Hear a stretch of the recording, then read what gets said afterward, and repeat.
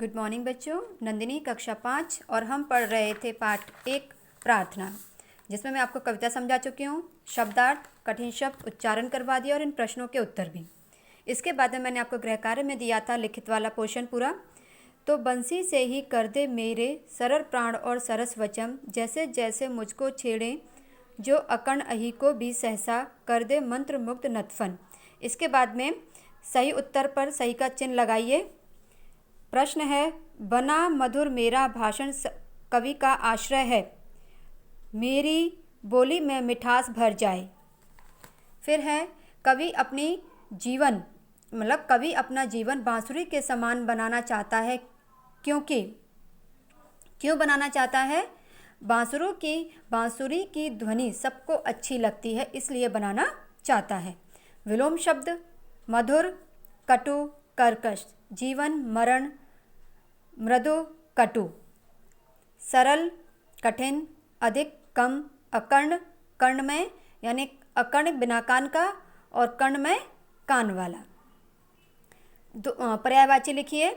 सुरभि सुगंध महक, मधुर मीठा प्यारा, मृदु कोमल नरम, तन शरीर, काया देह अंग, आप कुछ भी लिख सकते हैं।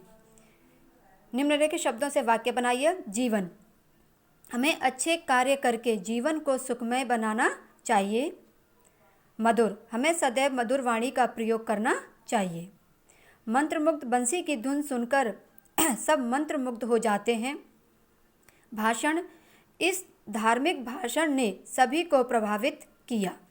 इसके बाद बेटा आप प्रश्न करेंगे 8 नंबर का प्रार्थना कविता में कवि अपने भाषण को किस प्रकार मधुर बनाना चाहता है। आप लोग लिखिए। प्रार्थना कविता में कवि अपने भाषण को किस प्रकार मधुर बनाना चाहता है। प्रार्थना कविता में कवि अपने भाषण को फूल की सुगंध, मधुरस, हिमकर्ण व फूल की कली के समान मधुर बनाना चाहता है। और आप गृह कार्य में इसका दूसरा प्रश्न लिखेंगे जो नीचे दिया हुआ है। ख नंबर, निम्नलिखित पंक्तियों का भाव दिए गए स्थान में लिखिए। ये आपकी किताब में पीछे दिया हुआ है, ये आपकी किताब में पूरा स्थान दिया हुआ है, आपको इसका भावार्थ पूरा इसमें लिखना है। बंसी से ही कर दे मेरे सरल प्राण और सरस वचन, जैसे जैसे मुझको छेड़े बोलूं अधिक मधुर मोहन, जो अकर्ण अहि को भी सहसा कर दे मंत्र मुक्त नत फन। यही मैंने आपके यहाँ पर गृह कार्य में लिख दिया है। होमवर्क में आपको इसका भावार्थ लिखना है अपनी किताब में।